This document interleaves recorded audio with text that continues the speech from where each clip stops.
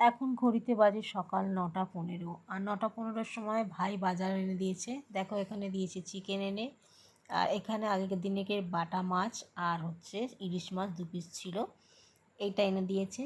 আর এখানে পোনা মাছ এনে দিয়েছে। আর এখানে দেখো মাছে আমি নুন হলুদ মিশিয়ে নিচ্ছি। নুন হলুদ মিশিয়ে নিয়ে মাছটাকে ম্যারিনেট করে রেখে দেবো। রেখে দিয়ে আমি চলে যাব পুজো করতে। হ্যাঁ বন্ধুরা, এখন কিন্তু আমি রান্না করব না, কারণ আমি পুজো করে এসেই রান্না করব। শুধু মাছটাকে এখানে ভালো করে ম্যারিনেট করে রেখে দিয়ে নুন হলুদ মিশিয়ে দিয়ে তারপরে আমি চলে যাব পুজো করতে। আর তোমাদের সঙ্গে আজকে এই রান্নাটা তোমরা ইউটিউব চ্যানেলে আমাদের দেখে নেবে।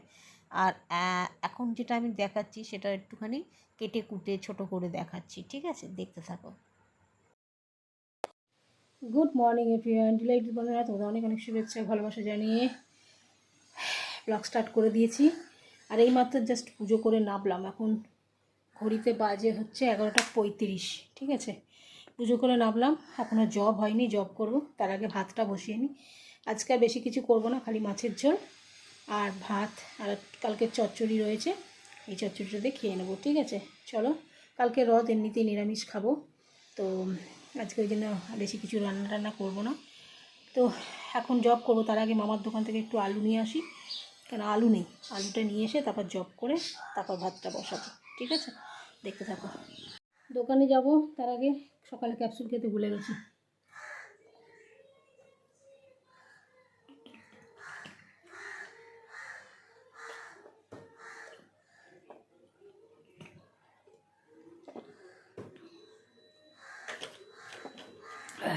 চলো দোকানটা নিয়ে এসে তারপরে নিশ্চিন্তে বসি। চলো, চিনি, আলু, কালো জিরে আর 2টো সাবান নিলাম, ঠিক আছে? গায়ে মাখার নিয়ে এলাম। এবারে ভাতটা বসাই, মাছের ঝোলটা বসিয়ে তারপরে ফটাফট রান্নাটা করে নিই, ঠিক আছে? সাথে থাকো।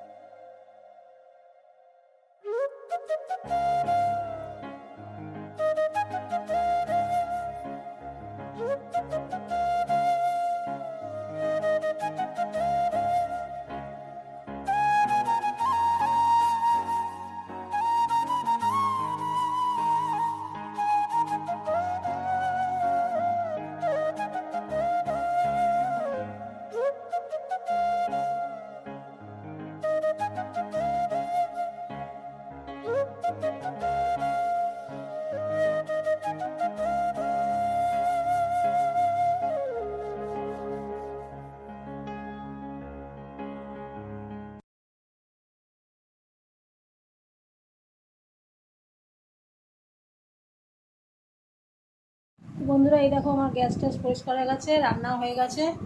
আর এই ঘরদোর মুছে আবার গা ধুলাম না, চানি করে নিলাম। তো মাছের তেল এত, মানে কড়াই মাছ দিয়েছি, এমন ছিটকেছে সব পটাশ পটাশ করে। মাছে এখন ডিম হয় তো বর্ষাকালে, মাছের ভিতরে যে ডিমগুলো আছে পটাশ পটাশ করে ছিটকেছে। তো এখন প্রচণ্ড শরীরটা কষে গেছে, তো এখন একটু লেবুর জল খাবো, খেয়ে জব করব, করে তারপর খাবার খাবো। আর এখন যেটা করবো সেটা হচ্ছে তোমার একটু অ্যালকা সল খাবো, কেন শরীরটা মারাত্মক কষে গেছে। চলো দেখাই।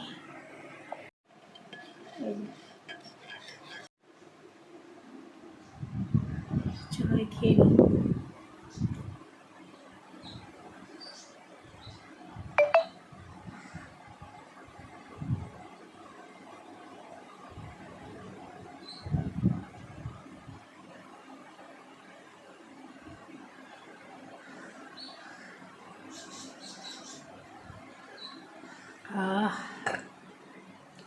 কি শান্তি। বেশি বাজে না, 1:10 বাজে। আশা করছি আমার 1:45-2টোর মধ্যে হয়ে যাবে, 2টোর মধ্যে খেয়ে নেবো, ঠিক আছে? চলো এখন রাখি।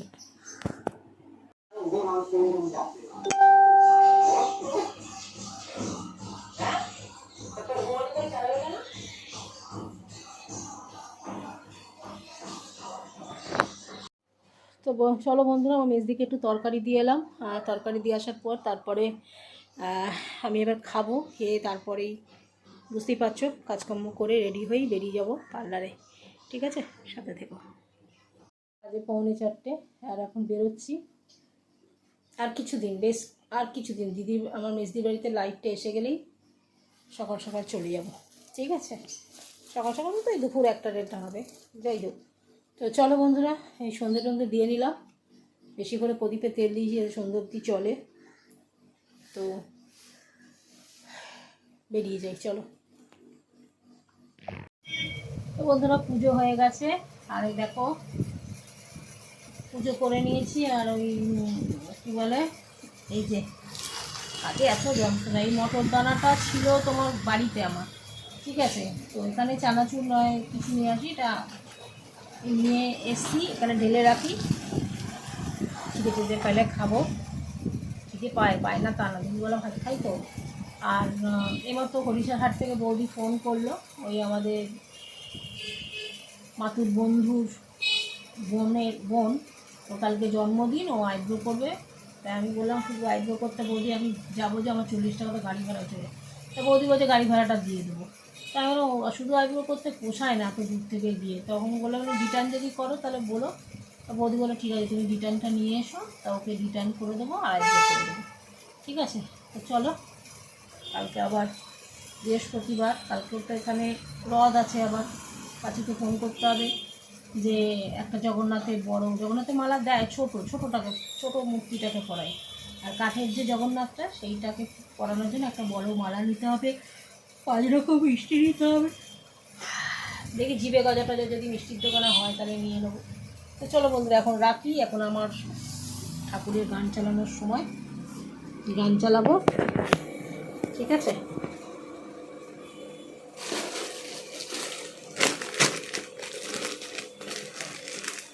আর কিছুদিনের মধ্যে থেকেই লাইটটা ঘরে চলে এলেই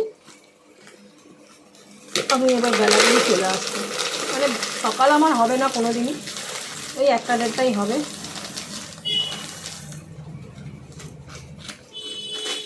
তার বেশি মানে কি সুন্দর দেখতে লাগে না।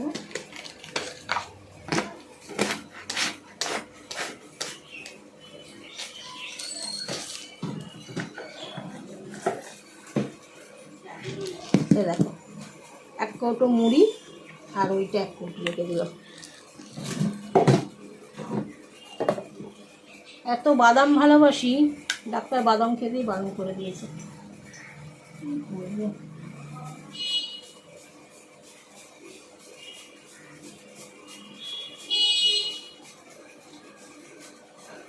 এটা হচ্ছে রুম স্প্রে। তোমরা জানো আমি খুবই ভালোবাসি সুগন্ধ জিনিস, আমার খুবই ফেভারিট। আমি বাড়িতেও ছড়াই, ঘরেও ছড়াই, প্যাসেজেও ছড়াই, তারপরে তোমার পার্লারেও ছড়াই।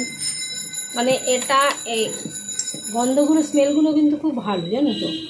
তো রুম স্প্রেটা ছড়ালে পজিটিভিটি বাড়ে, নেগেটিভিটিটা দূরে সরে যায়, এই আর কি।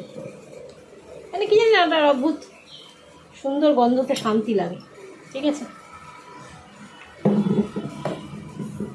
যদি আবার কাঠগোলা থেকে ফোন করে তাহলে অন্নপূর্ণা বৌদিকে ফেসিয়াল করে কাঠগোলা যেতে হবে, দিয়ে পার্লার আসতে হবে। আর পিউকে যদি শনিবার করে দিই, যদি পিউকে জিজ্ঞেস করি শনিবার যদি ওর ছুটি থাকে তো শনিবারই করে দেবো। চলো বন্ধুরা, আমি গান চালাই, এখন রাখি। পুজো টুজো হয়ে গেছে, এবার আমার শান্তি। চলো, পরে কথা হবে।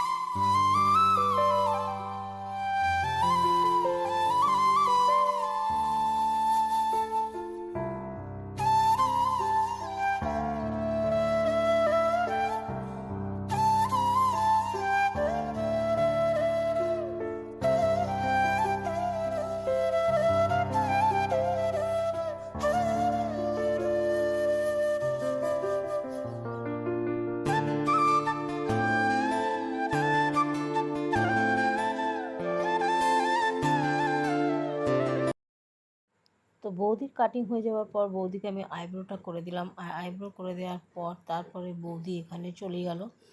আর এখানে এদিকে আমার আইব্রো করতে করতে কিছু গল্পও করছিলাম, আর তোমাদের সঙ্গে খানিকটা শেয়ারও করে দিলাম। বৌদি কাটিং করলো, আইব্রো করলো, তারপরে এটা করে আজকে আমি 9টার সময় বেরিয়ে যাব। বেরিয়ে আজকে কিন্তু বাড়ি যাব না, আজকে যাব আমি হরিশারহাট খান্নাতে। তো চলো, তোমাদের সঙ্গে হয়তো শেয়ার করতে পারবো না, কিন্তু মুখেই একটু বলে দিলাম। তার জন্য হ্যাঁ, মানে সব সময় তো সব কিছু দেখানো যায় না, তো আমি তোমাদেরকে দেখাতে পারবো না, হয়তো রাত্রিও হয়ে যাবে, ভিডিও করব না বাড়ি আসবো, এই সমস্ত চিন্তাভাবনা করতে গেলে তখন আর ভিডিও দিকে ফোকাস হয় না, রাত্রে ফেরার দিকে ফোকাস হয়। তো সেই জন্য ওসব করতে গেলে কিন্তু অনেকটাই দেরি হয়ে যাবে, তাই মুখেই বলে দিলাম। আর সর্বশেষে তোমাদের মুখেও আবার বলে দেবো। চলো বন্ধুরা, দেখতে থাকো। এখানে ক্রিমগুলো নিয়ে নিলাম, আর এটাই তোমাদের বলছিলাম যে এখানে সাউন্ডটা এতটাই আস্তে উঠেছে যে কি বলবো, তাই জন্য ভয়েস রেকর্ড দিলে বাধ্য হলাম। আর এই চশমার খাপ ছাড়া আমার কাছে কোনো কৌটো ছিল না, তাই চশমার খাপে ক্রিম নিয়ে নিলাম স্ক্রাবার আর ডিট্যান, আর চশমাটা খুলে এখানে রেখে যাচ্ছি। এইটার মধ্যেই সব কিছু নিয়ে আমি চলে যাব হরিশারহাটে খান্নাতে আমার দিদির বন্ধুর বোনকে ডিট্যান করতে আর আইব্রো করতে। তো চলো বন্ধুরা, সমস্ত কিছু ক্রিমের কথা বলতে ক্রিম কথাটা ভুলে গেছিলাম, তাই একটু এই ক্রিমটা নিচ্ছি, এই ক্রিমটা দিয়ে তাকে করে দেবো।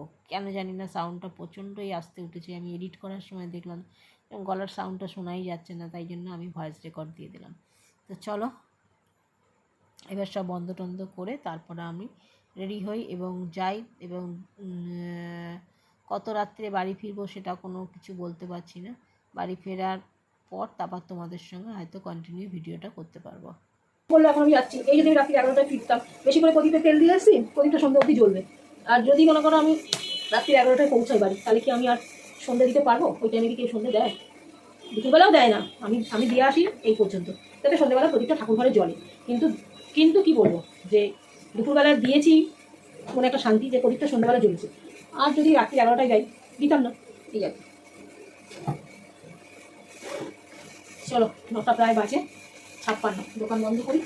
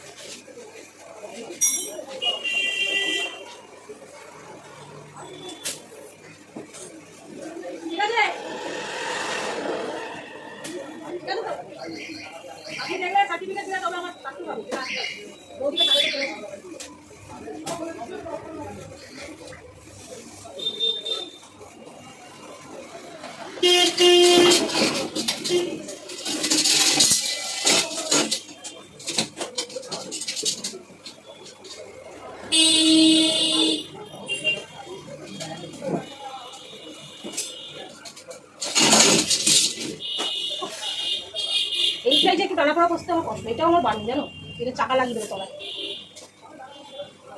করবো, বয়সের সাথে সাথে রোগ ধরে পড়েছে অনেক। চলো বন্ধুরা, দেখো ভোগ তুলে দিয়েছি, আর আমি এখন আটা দেবো। 9টা 20 মেট্রোটা এনি হাও আমাকে ধরতেই হবে, ঠিক আছে? তবে আমি 10:45, হ্যাঁ 10:45 নাগাদ শোভাবাজারে নামবো, নেবে ওখান থেকে অটো, আজকে একটু সিঁড়ি দিয়ে উঠতে হবে, কষ্ট হবে, উঠে একবারে মুখ থেকে অটো ধরবো, ধরে খান্নায় চলে যাবো, ঠিক আছে? চল রাখছি। বন্ধুরা, এই বাড়ি এলাম, ভেবেছিলাম গা ধোবো না, কারণ কাল পরশু গলাটা আর শ্লেষা ঘা হয়েছিল, তোমাদের দেখিয়েছি কালকে।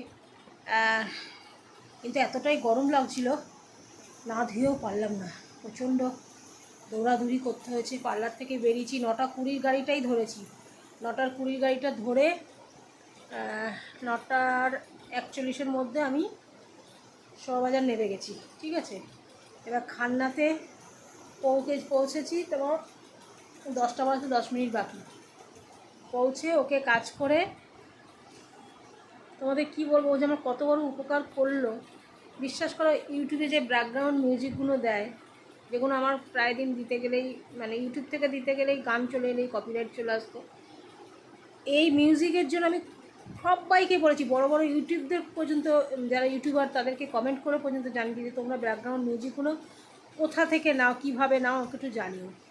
কেউ বলেনি, কেউ না, বিশ্বাস করো। এবং আমাদের ঘরের যে ছেলেটা, ঈশানী তো বলে এসব পারি না, নিশাও বলে এসব জানি না, ছেলেটাকে কতবার তিলিয়েছি, এত মুখ করেছে, এত মুখ করেছে, ডাল মাথা, মাথা মোটা, এই মানে মাসি বলে তো সম্মান করেই না, হ্যাঁ, মাথা মোটা, এই মিউজিক নিতে হলে নাও, তোমার ওই মিউজিকই চাই, মানে ঠিক এরা মুখটাকে বিকৃতি করে করে বলেছে।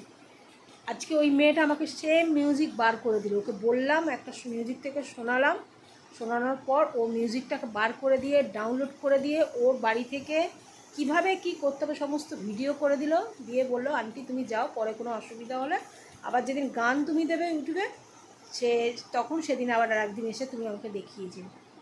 অনেক বড় উপকার করলো বন্ধুরা, জানো না, মানে নিজের লোকেরা এত অপছেদ্যা করে, অথচ ওদের জন্যই আমি ভাবনা চিন্তা করি, ওরাই আমাকে এত অপছেদ্যা করে, এত ছোট বড় কথা বলে।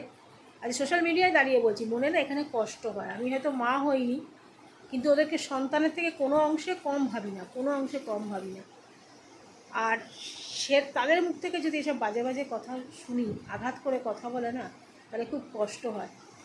ঘরের লোক হয়ে ওদের জন্য করে ওরা যে কাজটা আমার করলো না, ওই মেয়েটির জন্য আমি কিন্তু কিচ্ছু করি না, উল্টে ওকে কাজ করি, ওর কাছ থেকে পয়সা নিয়েছি, কিন্তু ও আমার এত বড় উপকার করলো, আমি চিরঋণী হয়ে গেলাম ওর কাছ থেকে। ও করেছে আর হাড্ডিদার মেয়ে আমাকে করেছে, এই দুজনে আমাকে পুরো এডিটিংটা শিখিয়েছে। দেখো আমি সত্যি কথা বলছি, আমি তো অত শিক্ষিত নই, অত কিছু জানিও না, অত বলতেও পারবো না, হ্যাঁ একদম অকাট মূর্খও নয় যে পড়ে পড়ে বার করতে পারবো না, তো কিন্তু এত কিছু মাথায় এই বয়সে খাটাতে পারবো না, যার ফলে ওর হেল্প লেগেছে।